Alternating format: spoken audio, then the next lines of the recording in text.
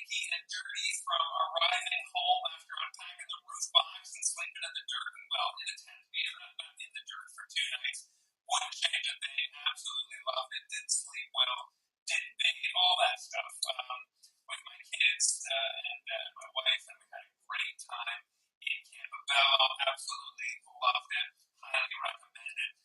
For more on that, see my stream yesterday where I was live with a pretty severe lisp because of the connection issues. I want to keep diving in today, though, in just the minutes we have left today, to talk about more about the presentation from Vacant to Vibrant at St. Stephen Committee of the Whole, the town meeting on Wednesday night. Just as an example, more specifics about people, intelligent people, passionate people who are coming to the table with solutions for housing. Now, as you know, housing is, if you've been paying attention to my channel at all, in my campaign, affordable housing and housing for all are the first two fingers of the hand of the 5 challenges and solutions that I want to work on as your MLA. You might say there's a ton of things, I don't know where to start. We got to start somewhere.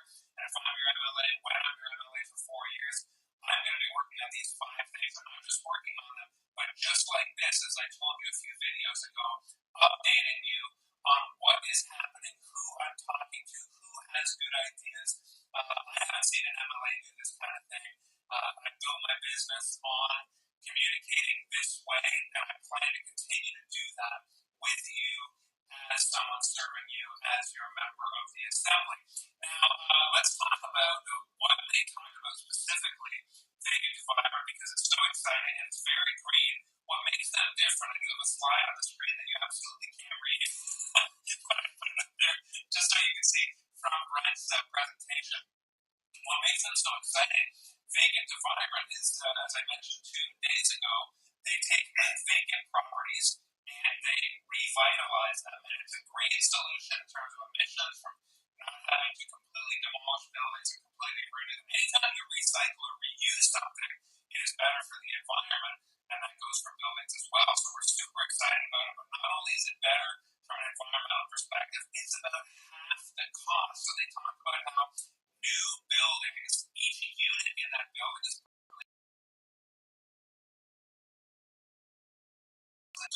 however, when you repurpose a building, and then they have latest scientific methods of doing so, building materials, it's about $106,000 per unit. When it's a new build, it takes about 2 years to get the building up and running.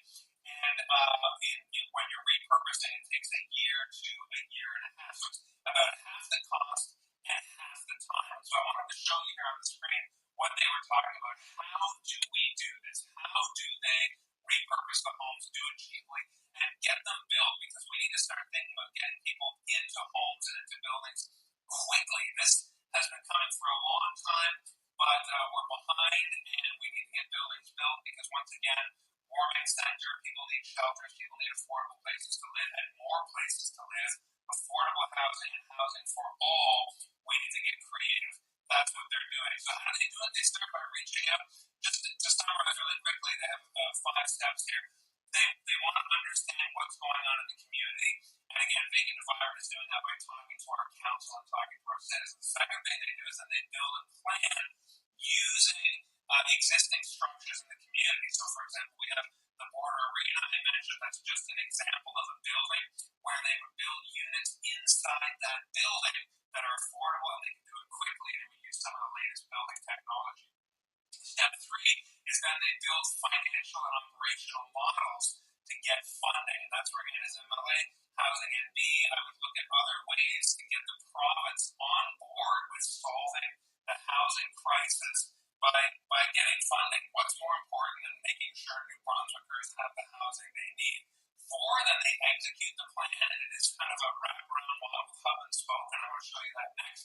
And then wherever possible, they say they employ and develop the skills and software of the people in the community, creating potential for long-term employment and partnerships. So they're picking up people along the way to be able to replicate this again and again. As I said, they're doing this in St. John right now, but expanding out perhaps to St. Stephen and places where there are other needs. Similarly, housing is a crisis, not just in St. John, obviously, not just in St. Stephen, but across Canada. And we have people who are thinking outside the box and doing these amazing things. And so that is just what I wanted to talk about today in terms of there's more I can do, but there's I want to keep this to 5 minutes.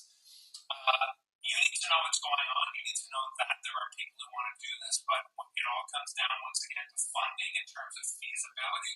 They have a hub and spoke model, vacant divider, where, as I said, they're trying to get people into the trades to replace the hemorrhaging of tradespeople.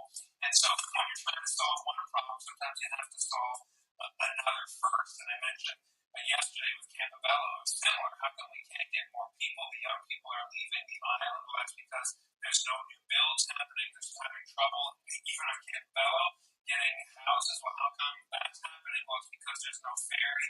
Well, we need to get Campobello a ferry to bring down the cost of food, to bring down the cost of housing, and make it easier for people to come to the island and to live on the island.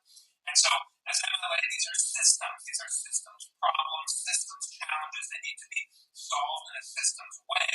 And the province needs to start looking at, and the Greens are singularly focused on this, the need to bring local solutions to local problems and talk to local community leaders. So I feel a real affinity with Vacant Divider in that sense, where they look at the community and say, what are the challenges?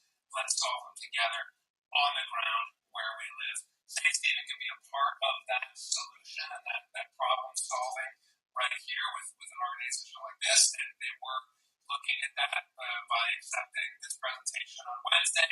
And again, I want to do this for Campobello as well, and every ride. I'm going to be in Macadam tomorrow, canvassing. I'm going to go to the pie day at the station. Can't wait to have a big old piece of pie, tour the station, do some canvassing there with my team. And again, ask residents at the doors of Macadam, what is it that the province can be doing to serve you? Because as your MLA locally, I want to know and be able to help you as best I can. So join me tomorrow. I'm going to do a live after the canvassing of Macadam.